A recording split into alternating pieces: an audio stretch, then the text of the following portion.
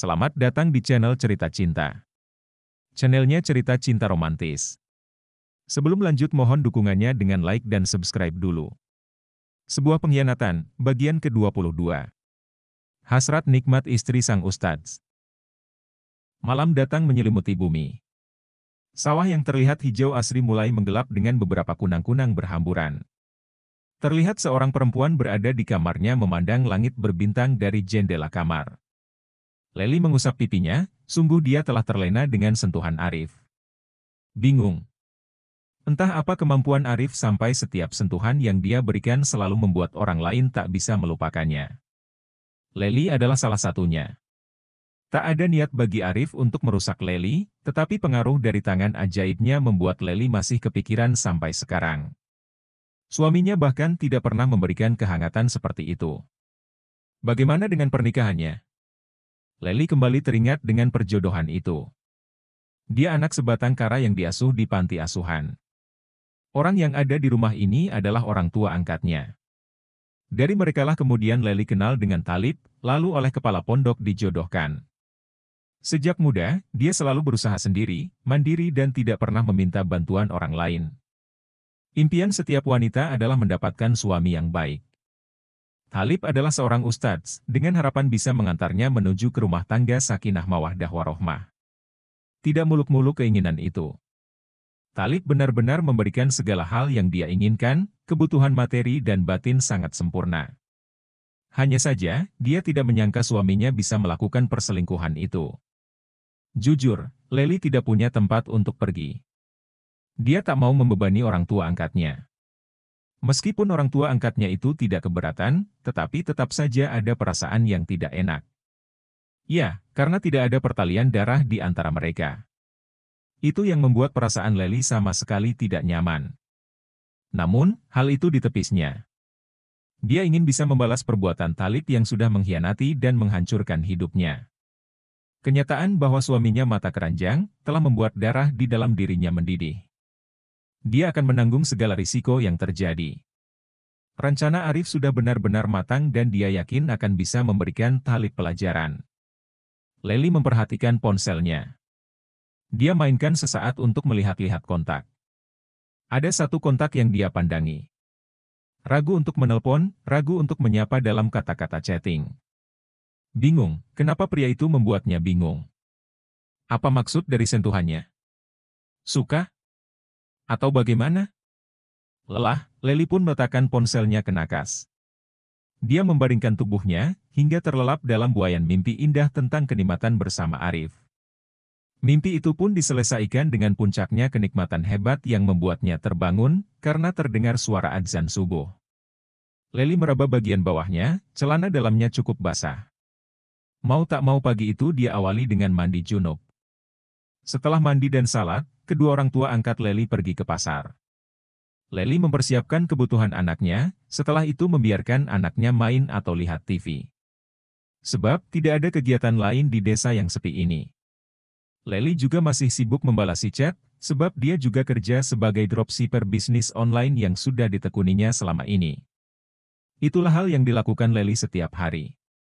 Dia sudah bertekad untuk tidak akan mengandalkan suaminya, hidup sendiri lebih baik baginya. Kembali pikirannya dipenuhi oleh Arif. Kenapa pria itu kembali merasuki pikirannya? Padahal dia tahu memikirkan Arif saja sudah salah, apalagi sampai berharap. Ponselnya tiba-tiba berbunyi. Panggilan masuk dari Arif. Leli langsung mengangkatnya. Assalamualaikum, sapa Leli. Waalaikumsalam. Maaf mbak, kalau mengganggu, kata Arif. Siapa yang mengganggu? Justru sekarang hati Leli serasa berbunga-bunga. Dia juga bingung oleh sikapnya ini. Tidak kok. Malah senang sekali. Maksudku tidak mengganggu. Saya hanya ingin menyampaikan kabar kalau Thalib sudah tidak punya kekuatan lagi. Tinggal menunggu waktu saja. Wina sudah saya taklukkan. Satu-satunya kekuatannya sekarang hanyalah dirinya sendiri. Mbak masih ingin ini berlanjut sesuai dengan kesepakatan kita bukan? Leli menghela nafas. Dia sebenarnya tak ingin membahas hal ini. Tapi apa boleh buat? Dia sudah komitmen. Iya, sesuai dengan kesepakatan. Aku ingin suamiku mendapatkan pelajaran. Kalau begitu kita tinggal menunggu waktu saja hingga akta cerai Mbak keluar. Sementara itu, apa Mbak yakin Talib tidak tahu tentang tempat tinggal Mbak? Jangan khawatir. Dia tidak akan berani datang kemari. Dia akan malu dengan kepala panti kalau sampai mengetahui apa yang sebenarnya terjadi, ujar Leli. Baiklah kalau begitu. Ini belum berakhir Mbak. Sampai bom itu meledak dengan sendirinya, kata Arif. Iya, terima kasih terus mengabariku tentang perkembangannya, kata Leli. Iya, kalau ada perkembangan baru pasti aku kabari, kata Arif. Boleh aku bertanya sesuatu? Silakan. Apa rencana Mas Arif setelah ini semua selesai? Arif berpikir sejenak. Dia juga tak tahu akan jawaban itu. Entahlah, Mbak. Aku tidak punya rencana apapun selain meneruskan hidup dan merawat anakku. Apa tidak ada rencana untuk mencarikan ibu baru buat anak Mas? Tanya Leli sambil tersenyum sendiri. Arif terkekeh. Ya, seharusnya saya punya rencana di situ. Memangnya kenapa Mbak? Ah, enggak. Tanya aja, ucap Leli sambil malu-malu kucing. Dia juga bingung akan perasaannya. Kenapa? Mbak mau menawarkan diri? Iya. Bukan maksudku, bukan begitu, ucap Leli gelagapan. Arif tertawa. Wajah Leli memerah. Dia juga kebingungan kenapa bisa seperti itu. Dia memejamkan mata karena malu, tetapi telepon masih dia tempelkan di telinganya. Nanti kita lihat saja ya Mbak. Kalau berjodoh ya kita akan dipertemukan nantinya, ucap Arif. Mas, ada waktu luang? Tanya Leli tiba-tiba. Ada, kenapa? Bisa ajak saya ke mall atau kemana gitu? Jujur aku stres akhir-akhir ini. Masalah suami, masalah Hafiz, bikin kepalaku pusing. Aku mungkin butuh refreshing. Oke, kapan? Kepinginnya besok. Baiklah, ajak anak bak sekalian. Kalau Mas nggak keberatan. Tidak masalah. Baiklah, besok ya. Oke, besok aku jemput. Telepon itu pun diakhiri dengan perasaan berbunga Leli. Ini sungguh aneh. Dia sendiri bingung dengan kondisinya saat itu.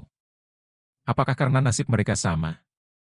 Ataukah karena komunikasi yang cukup sering sehingga membuat kedekatan itu tiba-tiba menimbulkan gejolak aneh? Leli bingung harus berbuat apa. Jantungnya berdegup kencang. Apa yang akan terjadi esok? Tidak ada yang lebih bahagia bagi Lista selain mendapatkan pekerjaan, apalagi di kantor orang yang sangat dia kagumi. Pagi itu Lista sudah berada di kantor Arif dengan pakaian rapi, kemeja hijau, jilbab warna senada dan rok warna hijau pula. Orang-orang kalau melihatnya jadi adem rasanya. Arif datang agak siang hari itu dan cukup takjub melihat Lista. Lista, sapa Arif. Om, jawab Lista. Oh ya. Teman-teman kenalkan ya, ini pegawai baru kita Lista. Dia nanti yang akan menjadi admin, ucap Arif. Orang-orang di kantor pun mulai berkenalan dengan Lista. Arif lalu mengajari Lista tentang pekerjaan yang harus dia lakukan. Pembukuan-pembukuan dan catatan-catatan yang harus dia hafal. Lista cukup serius dalam memperhatikan apa yang diajarkan.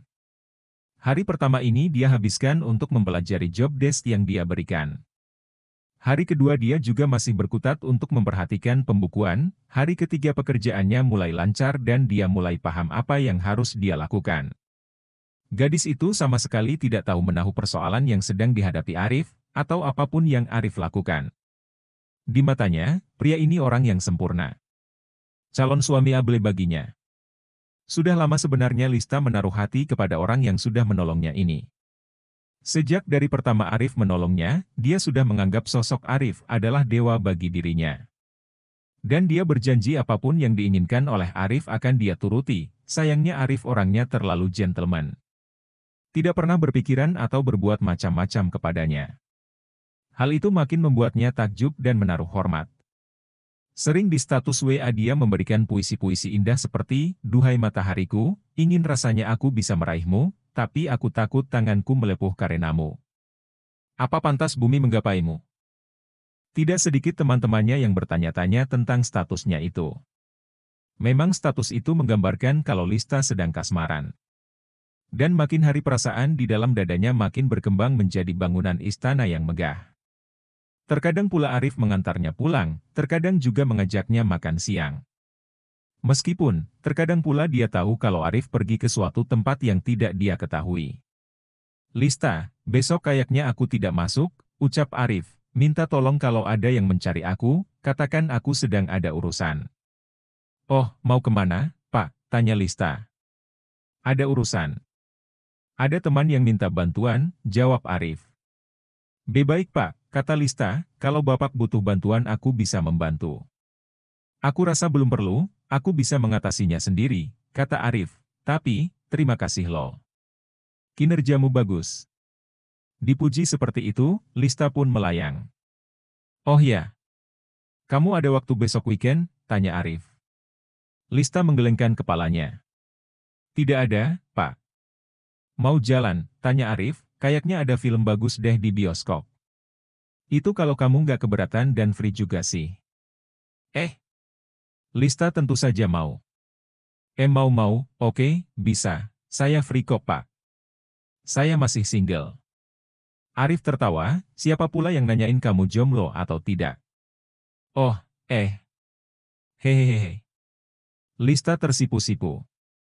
Ya sudah, sampai besok Sabtu, kata Arif. Lista mengangguk. Entah apa yang terjadi besok Sabtu. Di otaknya dia sudah membayangkan sesuatu yang tidak-tidak. Menonton bersama si pujaan hati. Hari yang ditunggu oleh Leli pun tiba. Arif tiba dengan mobil SUV warna putih. Sebenarnya ini mobil perusahaan, tapi karena menganggur tak apalah dia pakai mobil tersebut. Leli sudah bersiap-siap dengan Hafiz menunggu kedatangan Arif. Begitu Arif datang, mereka pun segera naik ke mobil. Kita mau kemana? Tanya Leli. Mbak maunya kemana? Tanya balik Arif. Terserah deh, yang penting untuk refreshing, jawab Leli. Ah, mau outbound? Boleh. Akhirnya mereka pun pergi ke sebuah tempat wisata yang bisa ditempuh dengan 2,5 jam perjalanan. Tentunya, Leli sangat bahagia sekali diajak berpergian seperti ini. Di jalan pun mereka bicara banyak dan terkadang bercanda. Tidak ada kesedihan terpancar dari wajah Leli. Mereka juga mampir di salah satu toko swalayan untuk membeli snack dan minuman. Hari sudah menjelang siang saat mereka sampai di tempat wisata tersebut. Tempat wisata itu merupakan tempat wisata yang lebih tepatnya adalah sebuah hutan cagar alam yang dilindungi. Di tempat itu mereka bisa melihat berbagai macam flora dan fauna. Hafiz juga senang bisa melihat hewan-hewan dan ikut memberi makan mereka. Tak lupa Arif mengajak Leli berfoto. Mereka seperti keluarga saja, tak ada yang curiga kalau mereka ini tidak punya ikatan apapun.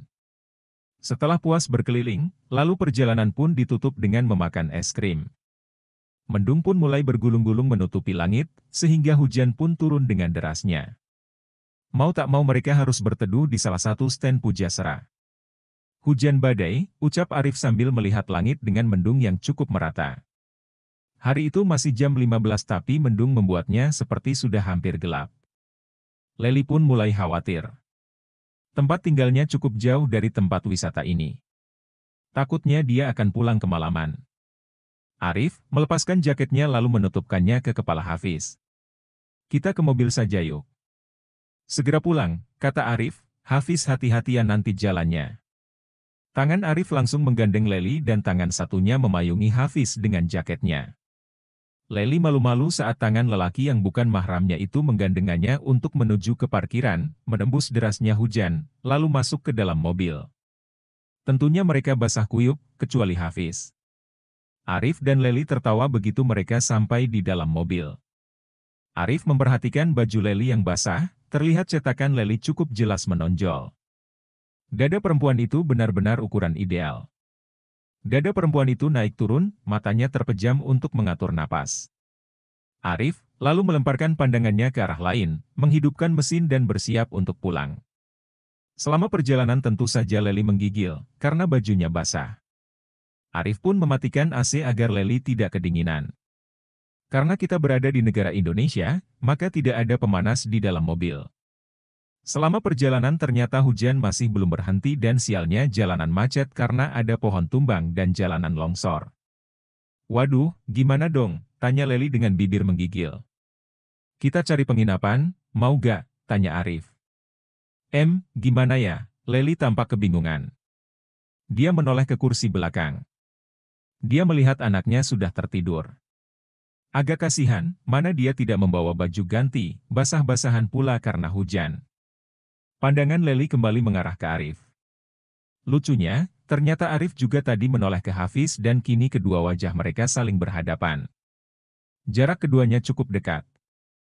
Dalam kondisi ini, sebenarnya Leli menginginkan sentuhan tangan Arif. Dia memang sudah dalam keadaan yang tidak bisa dihindari lagi. Hari ini batinnya terpuaskan dengan perhatian dari pria ini.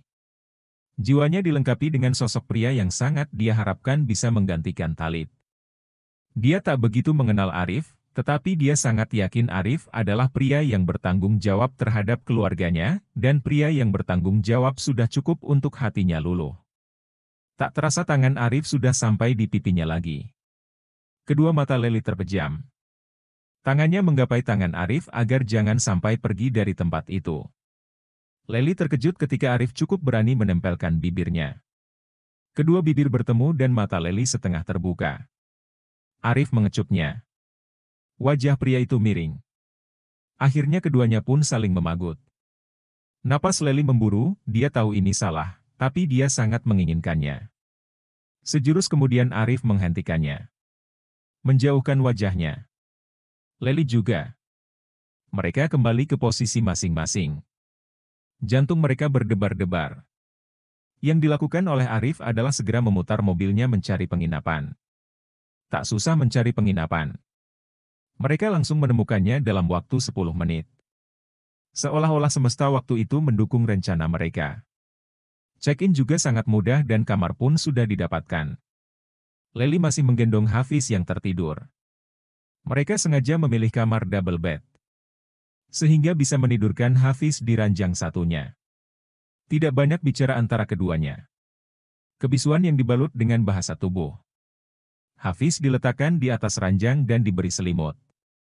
Arif dan Leli memperhatikan anak itu sambil tersenyum, seolah-olah anak kecil itu adalah buah hati mereka.